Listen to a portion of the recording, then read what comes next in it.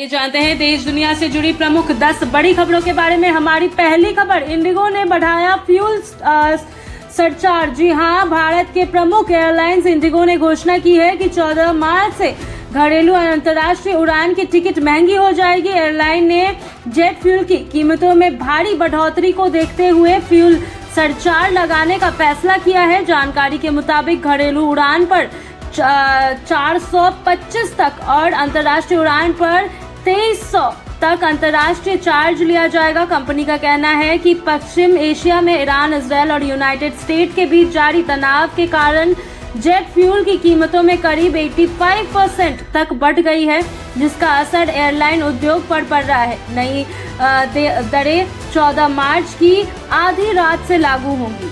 तो वहीं आज की दूसरी खबर की ओर रुख करते हैं। चंडीगढ़ में आज से कृषि मंच एक्सपो 2026 की शुरुआत। जी हां, चंडीगढ़ में आज 14 मार्च से कृषि मंच एक्सपो 2026 का आयोजन शुरू हो रहा है। इस प्रदर्शन का उद्देश्य कृषि क्षेत्र में नई तकनीकों और शोध को किसानों तक पहुंचाना है। एक्सपो में आधुनिक कृषि उपकरण, स्मार्ट खेती तकनीक, नई फसलें, कीमतें और वैज्ञानिक शोध को प्रदर्शित किया जाएगा ताकि प्रयोगशालाओं में विकसित तकनीकी सीधे खाते तक पहुंचे और किसानों को आय बढ़ाने में मदद मिल सके।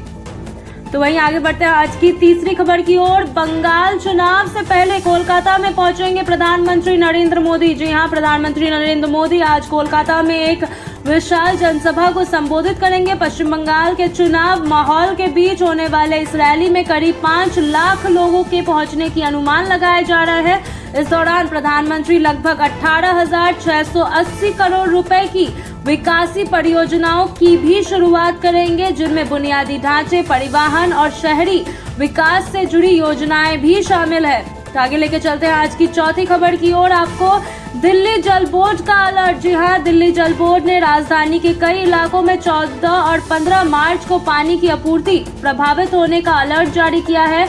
मरम्मत और रखवाड़ा के कार्यों के कारण इन दिनों कई कॉलोनियों में पानी की किल्लतें हो सकती है। लोगों को सलाह दी गई है कि वो पहले से ही पानी का पर्याप्त भंडार कर ले। चलिए लेके चलते हैं पांचवी खबर की ओर। छत्तीसगढ़ में गौधाम योजना की शुरुआत। छत्तीसगढ़ सरकार ने निर्चित्र और गौवंश के संरक्षण के लिए 14 मार्च से गौधाम योजना की शुरुआत की है। इस योजना के तहत राज्य में 29 गौधामों का उद्घाटन किया जाएगा। मुख्यमंत्री विष्णु दियोसाई बिलासपुर से इन योजनाओं की शुरुआत करेंगे। इसका उद्देश्य आवारा पशुओं को सुरक्षित आश्रय देना और किसानों को राहत प्रदान करना है। तो चलिए आगे बढ़ते हैं आज की छठवीं खबर की ओर। दिल्ली में नेशनल लोक अदालत। जी हां, राजधानी दिल्ली में 14 मार्च को Delhi state legal service authority द्वारा नेशनल लोक अदालत का आयोजन किया जाएगा। इसमें वाहन चालकों को लंबित ट्रैफिक चालन पे 75% तक राहत मिल सकती है। यह लोक अदालत सुबह 10 बजे से शाम 4 बजे तक दिल्ली के सभी जिला न्यायालयों में आयोजित होगी।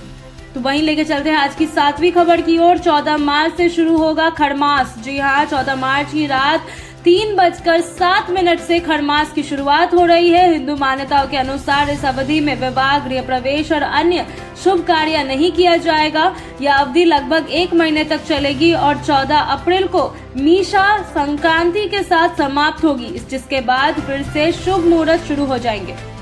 तो आगे रुक करते हैं आज की 8वीं खबर की ओर। भारत के टैंकरों के लिए हुर्मुज खोलने के संकेत। जी हां, मध्यपूर्व में तनाव के बीच स्ट्रेट ऑफ हुर्मुज को लेकर बड़ी खबर सामने आई है। प्रधानमंत्री नरेंद्र मोदी और ईरान के राष्ट्रपति के बीच बातचीत के बाद ईरान ने भारतीय जहाजों को इस महत्वपूर्ण समुद्री मार्ग से गुजरने की अनुमति दे दी है।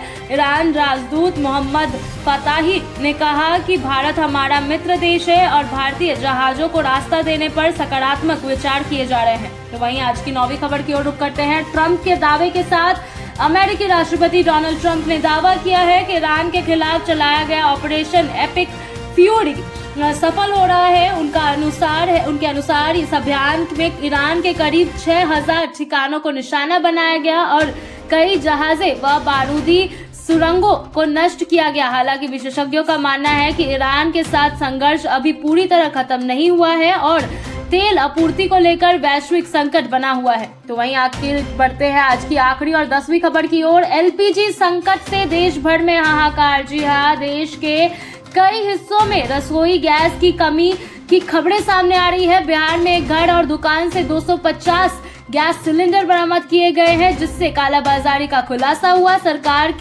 ने इस पर सख्त निर्देश जारी किए हैं। पेट्रोलियम मंत्रालय के अनुसार रोजाना 75.7 लाख एलपीजी सिलेंडर बुक हो रहे हैं, जबकि ईरान युद्ध से पहले यहां आंकड़ा करीब 55.7 लाख था। सरकार का कहना है कि पेट्रोल और डीजल की कोई कमी नहीं है, लेकिन एलपीजी की मांग अचानक बढ़ने से दबाव बढ़ गया है।